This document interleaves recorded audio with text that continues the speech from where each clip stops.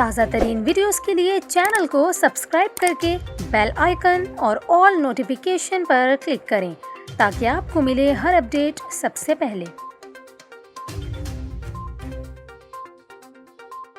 اور ابھی آپ کو بتائیں کراچی سے حکومت مخالف لانگ مارچ کا آغاز ہو گیا ہے۔ اس موقع پر پیپلز پارٹی کے چیئرمین بلاول بھٹو زرداری نے وفاقی حکومت کو دھمکی دیتے ہوئے کہا ہے کہ حکومت کے جانے کا وقت آ گیا ہے۔ انہوں نے کہا کہ اسلام آباد پہنچ کر حکومت پر حملہ کریں گے۔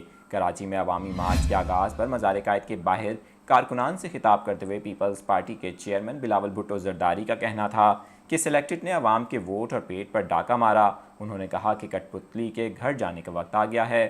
ان کا مزید کہنا تھا کہ ہمارا عوامی مارچ حکومت کے خلاف اعلان جنگ ہے۔ ہمارا یہ سفر شہر قائد سے شروع ہوا ہے جو کہ قائد اعظم کا شہر ہے۔ ان کا یہ بھی کہنا تھا کہ کراچی منی پاکستان ہے جہاں ہر صوبے اور زبان کے بولنے والے لوگ رہتے ہیں۔